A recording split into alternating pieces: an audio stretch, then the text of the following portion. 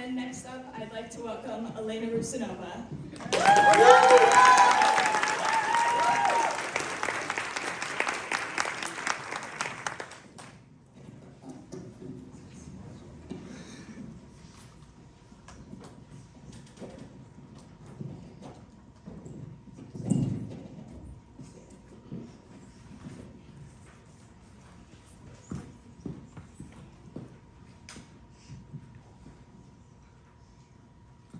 Let's say I took a box of Legos and dumped them on the floor. What would you see? A bunch of Legos on the floor. But what if they started vibrating and then jumping around, sticking themselves together, until suddenly there was a little computer on the floor made of Legos? Now, this scenario appeals to me because I think it would be quite lovely if I could make a computer without actually going through the effort of making a computer. So, can you make a computer move itself? Well, cells, the tiny units that form your tissues, they build themselves. This is a cell membrane, the outer wall of the cell. It is made of tiny molecules called phospholipids, which both love and hate water. The head wants to be as close to water as possible, while the tail would rather avoid it. Drop phospholipids in water, and the tails, to avoid it to the greatest extent they can, will group together with anything that is not water, namely the other tails. Thus, phospholipids cluster in membranes like this. Structured, organized systems don't have to be built manually piece by piece. If you design small particles correctly, they can be coaxed to assemble into complex structures on their own.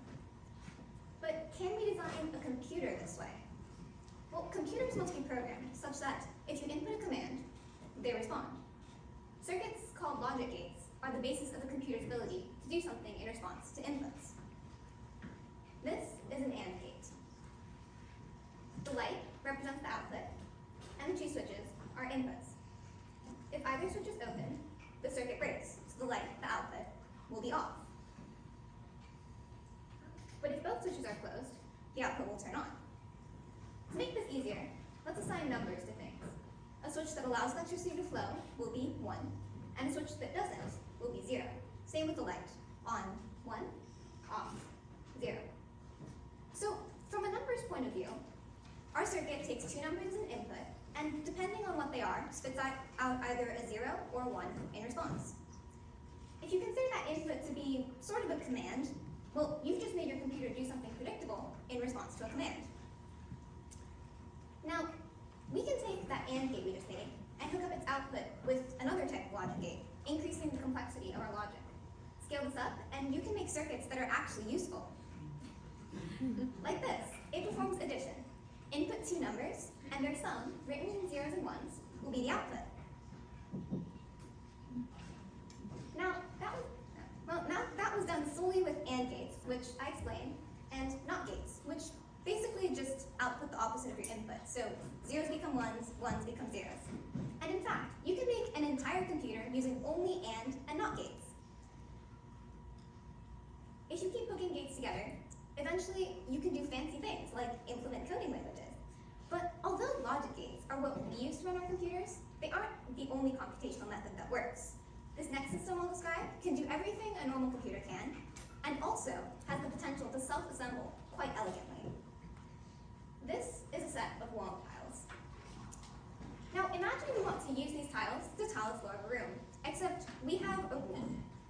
You can only place two tiles next to each other if the edges that are touching are the same color. So this is allowed, this isn't. Now given this set, you could make a pattern like that. But if you change your tile set, you can make a totally different pattern, like that. Now, this might just seem like a fun puzzle, but with the right tile set, we can turn long tiles into a computer. To do that, let me describe how to build an AND gate, a fundamental part of computers, but in long tiles. Earlier, I talked about how the presence of electricity could be interpreted as zeros and ones to give an intuition for the logic being performed. Let's do that here, but instead of electricity, we'll use colors. Let's make ones green and zeros red. If you remember our AND gate, we could control what output we got by changing the state of electricity at the inputs, the switches. We can do the same thing with long tiles by designing a tile set such that Once we decide on what inputs we're going to use, it will only be able to build one structure without breaking the long tile rule. A structure that will build until it gives the output required by our AND gate, and then stops building. This is a set that does that. If you input any of the 4 possible AND gate inputs and then mess around trying to fit tiles for a bit, you'll eventually end up with that.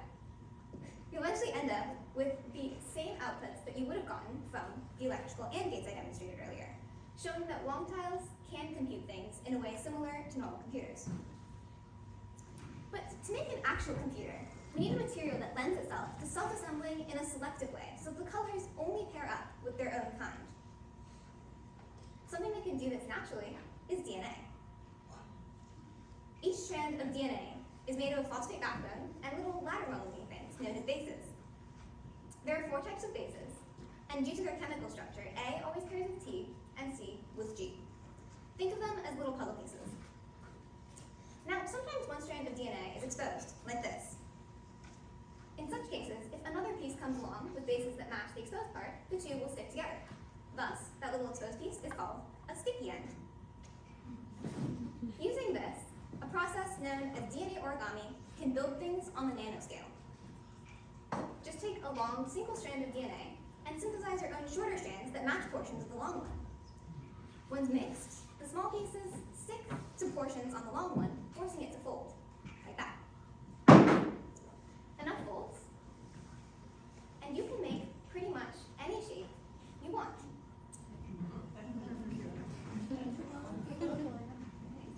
You can even make DNA long tiles. If you design them with sticky ends on each of the 4 sides, you can ensure that they only bind to specific edges of other tiles, namely the ones with complementary sticky ends. In such a way, you can make sides pair selectively. Not color to color, but DNA strand to DNA strand. If you make the right DNA tiles and place them in a beaker with an input tile pair, they will bounce around, ultimately sticking together in a structure that will give the output of your logic gate. Enough tiles and the gates combine to create a self-assembled computer. DNA computing has applications in data storage and in solving certain classes of math problems, and self-assembly too has wide-reaching implications, especially in nanotechnology where it's hard to assemble things manually because they're so small. I'm working on writing a Python program that can self-assemble models of particles into organized structures, inspired by the cell membrane I explained earlier. Each type of particle that I program has a certain attraction and repulsion that levels to the other particles, so structures are formed by adjusting how the particles interact with each other. It's still a work in progress though. Self-assembly is found throughout the natural world, in everything from the intricate design of snowflakes to the complex machinery of our cells. We can take inspiration from and utilize this powerful technique. Let us design and let the materials do the building.